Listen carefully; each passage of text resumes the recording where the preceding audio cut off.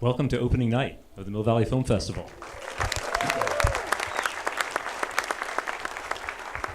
I'm Jonathan Parker, and I'm very proud to be the president of the board of directors of the California Film Institute, which produces the Mill Valley Film Festival and operates the Smith-Raffel Film Center year-round in downtown San Rafael, and also CFI Education, which offers free filmmaking courses for young people who are being introduced to the power of film in communication. And the California Film Institute is a 501c3 nonprofit. And I hate to cite the tax code, but it's important because 60% of our revenue is contributed from many of you here tonight, and we want to thank you very much for your generous contributions. I want to thank Delta Airlines, which is the official airline of the Mill Valley Film Festival and has helped bring over 200 filmmakers from 40 countries to Mill Valley for this festival. Yes.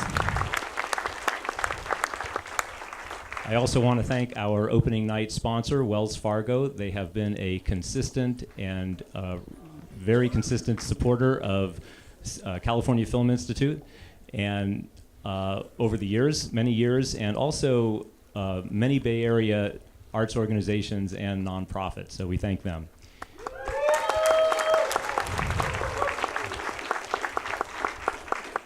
Last year, attendance at the Mill Valley Film Festival was 68,000. We expect to do even better this year because we have an incredible festival for you, and I want to introduce now the executive director and founder of the Mill Valley Film Festival, Mark Fishkin.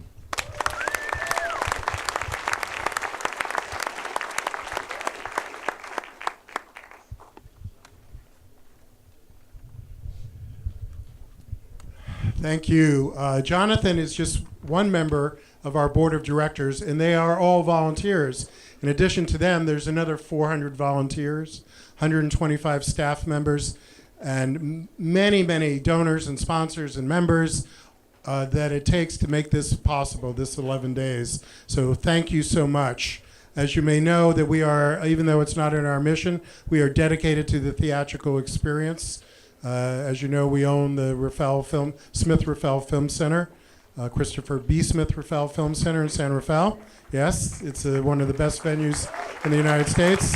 And in time, it will be our honor to have the chance to remodel this iconic theater in Mill Valley as well. Damien Chazelle is a filmmaker who has been here in Mill Valley 2 other times. This is his 3rd film that we've been showing at the Mill Valley Film Festival. I joke that by the time he's 40, he'll have more films that have premiered here than even Ang Lee, who's been giving us films for decades. So without further ado, please welcome Damien to the stage. Thank you.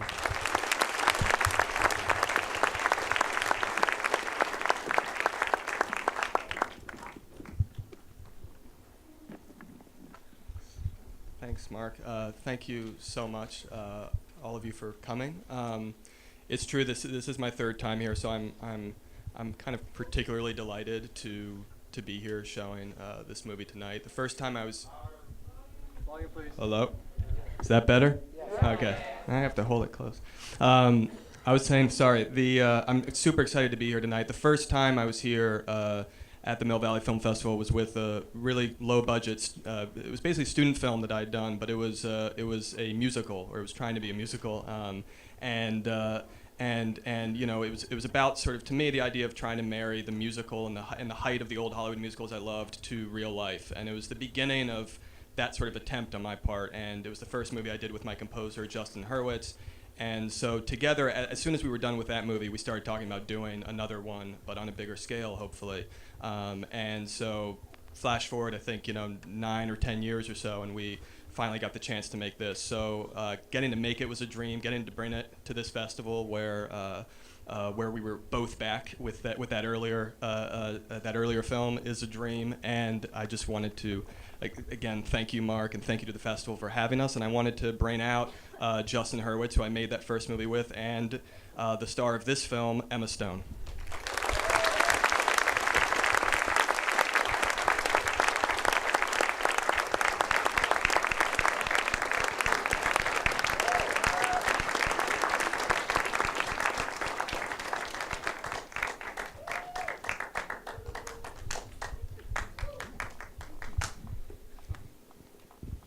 Hi. Well, thank you so much for having us. This is such an honor. My first time ever at Mill Valley Film Festival. So this is pretty incredible. And we hope you like the movie. Yeah, it's great to be here. My parents actually live in San Rafael and are here tonight. And yeah, it's great because now they can finally stop asking me when they get to see the movie.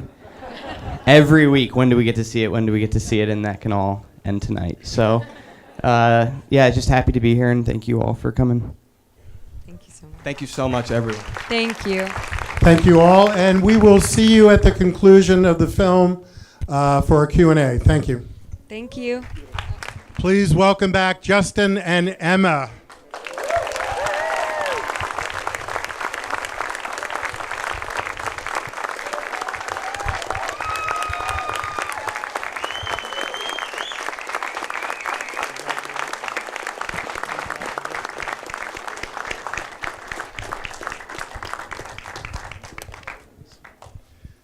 Well, thank you.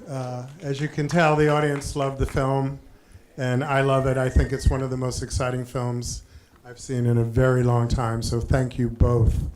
I think we just want to go right into and give the audience a chance to answer some questions, unless there's something you want to say at this point. No? Should we just jump right into it? Gentlemen, right over here.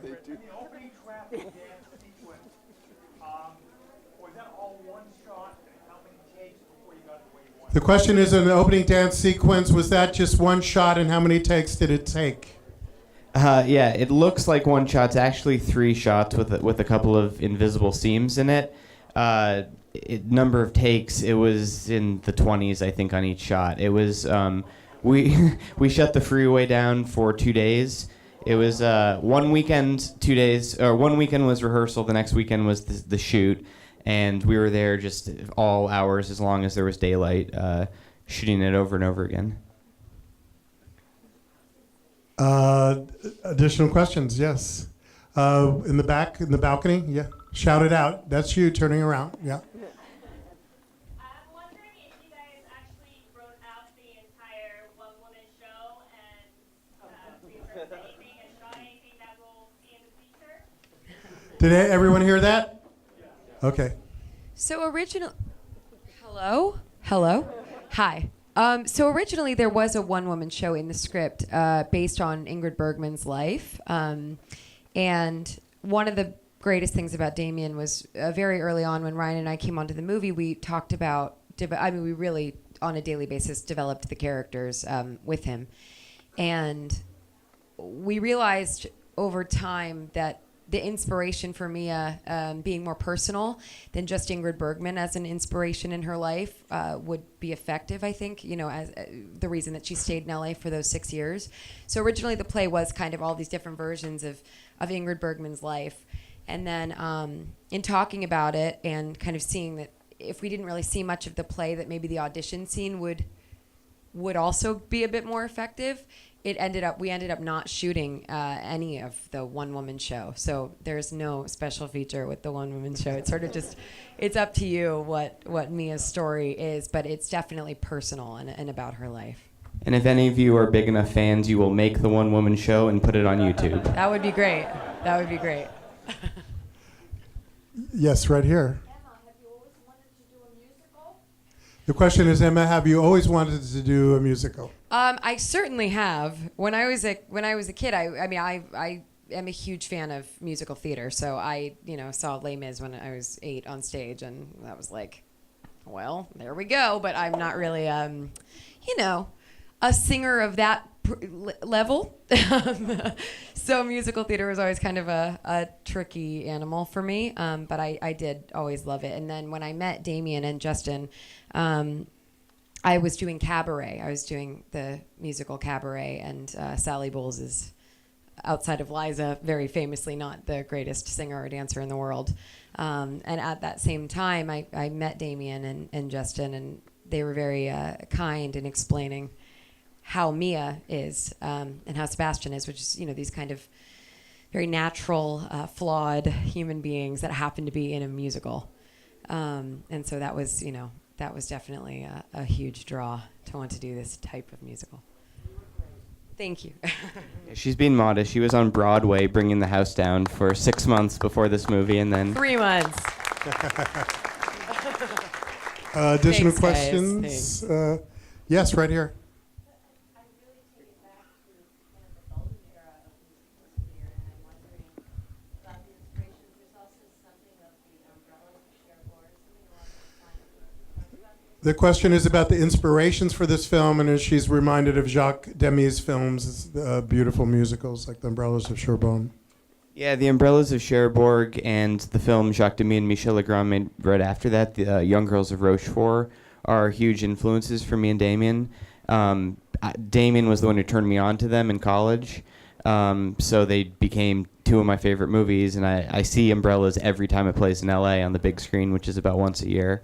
And yeah, I think, the challenge for this movie was to be inspired by a lot of our favorite things, whether they're those French musicals or the MGM musicals or the RKO musicals, but try to make something that didn't sound or feel like those exactly, that was, its own thing, that was modern, that drew on, references, certainly, but that had its own sound. And, the goal was to make music that, you could listen to and say that sounds like La La Land, that sounds like its own thing.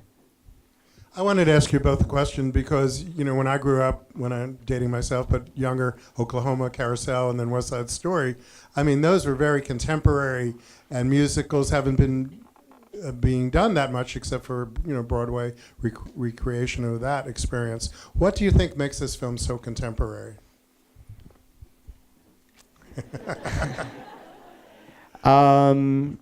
What makes it so Because contemporary? it's just like I can see millenniums dancing in the street to this film. I think tonally it's very ambitious, and it's something we haven't seen tonally, which is marrying the really heightened, as musicals just inherently are. People are breaking into song and dance. That's just inherently heightened, with the gritty, the realistic, the intimate. And I think it's that juxtaposition that is a more modern idea, and we haven't really seen.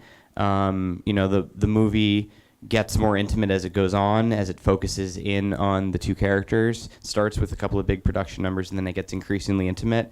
And you have scenes that are so grounded and so gritty, like the fight scene at the dinner table. And I think that's a scene you wouldn't see in an MGM musical, for example. So the way the movie is able to balance back and forth those two tones is, I think, a really new idea, and that's all Damien's brain right there. When I said dancing on the streets, I didn't mean that they should be dancing on 101, literally. So please, nobody take that literally. Okay, other questions? Yes. Well, you already had one. Let's give somebody else a chance, then we'll come back to you. Okay, right over here.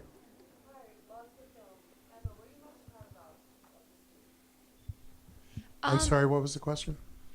Well, okay, so her question was, what am I most proud of in this movie? And I would say kind of something that Justin just described, because in the rehearsal, the rehearsal process was almost 3 months, and I think the biggest question that we had and that we all were trying to understand was how to kind of marry those two worlds, this, larger-than-life musical experience with this kind of color and the cinemascope with the inner life of these two people that are struggling to follow their dreams and pay rent and fall in and eventually out of love. And so that was something that I think we were very nervous about, and we were really trying to nail down. And even after shooting it, I was like, oh God, I don't know how it, goes from the roommates all dancing in the apartment into, singing into the mirror, and then, walking into Seb's jazz club. Like it all was a little nerve-wracking in that sense. And I'm really amazed by what Damien did in making that all kind of a cohesive thing, even though it's two totally seemingly separate worlds that he's combined. It's also a testament to Emma and Ryan, of course, to, know their characters so well that everything can feel organic, whether it's a dialogue scene or whether it's singing, making sure everything feels honest, everything feels real and in the moment and earned. So that was, a juggling act just on an acting front, which is... Oh, and I forgot to mention, Damien would have been here, but he really had to get on a plane to go to the London Film Festival, so that's why he's not up here. Additional questions right here?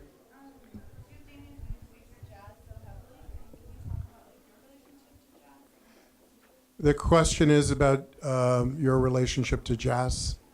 I grew up playing classical piano, didn't have any jazz background, and then started to get a little interested in jazz in high school. Uncle gave me some jazz CDs, some Oscar Peterson and other things, and I really liked that. And then in college, Damien started introducing me to more jazz and showing me musicals, and we started talking about making musicals together. And actually, it's 3 jazz movies, essentially, because our first movie, Guy and Madeline on a Park Bench, which played here, but a very small movie, so you're excused for not knowing it. It was one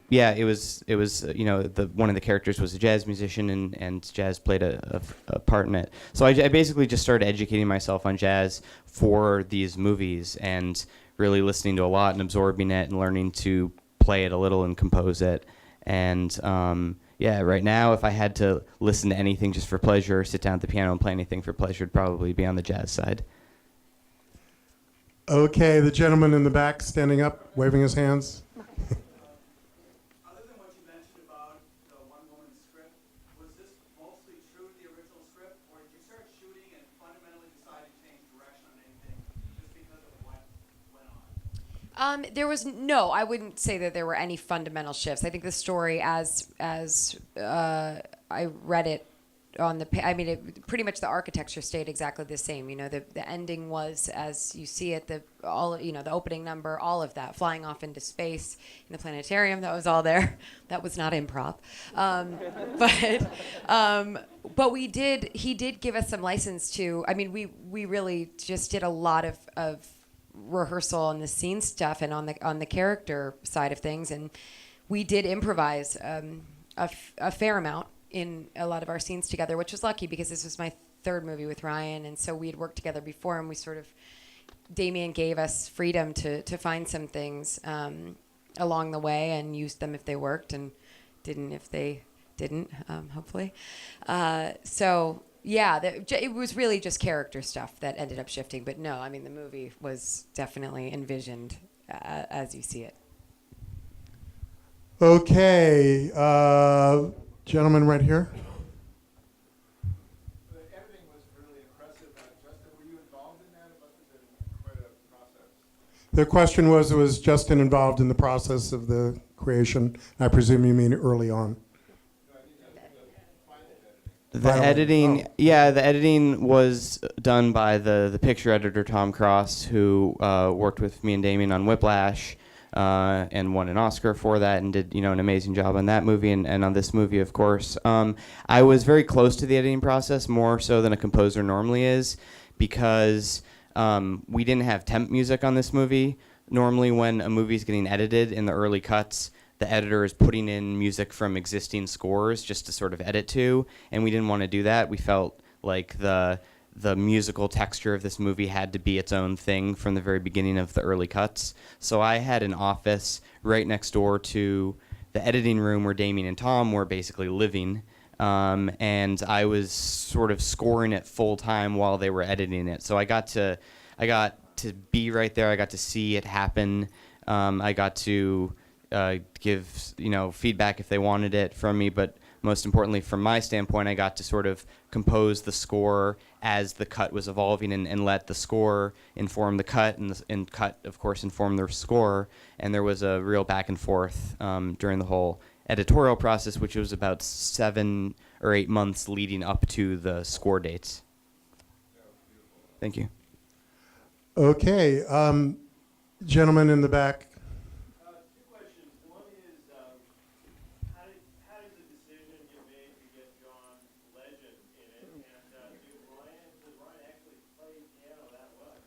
The question was, how did you get John Legend to be involved, and did Ryan really play the piano?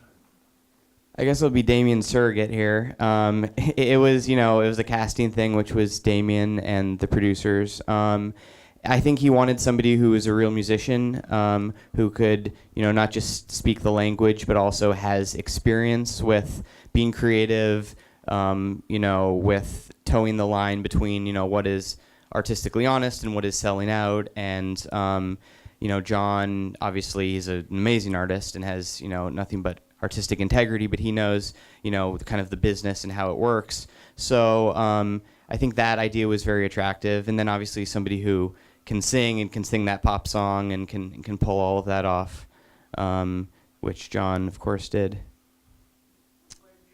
Oh, sorry, the piano question. That was well. So the piano was all pre-recorded by an amazing jazz pianist, Randy Kerber, in L.A. All the music was recorded in L.A. And then Ryan was in piano lessons 6 days a week for 2 hours a day. Learning all of it, learning every note of it. So everything you see in the movie is Ryan. Sometimes he's playing over the top of the track. Sometimes you're hearing him. But there are no hand doubles. There was no CGI on the hands. It's all Ryan.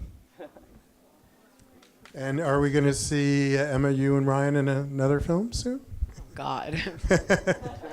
Fred Astaire, Ginger Rogers, the whole thing, I think that's up Hepburn to and audiences and not us at this point.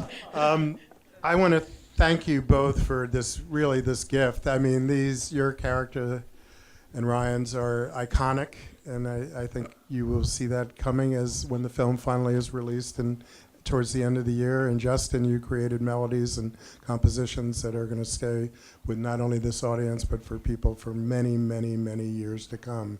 So I want to thank you both for coming. Thank you so much. You know. Thank you.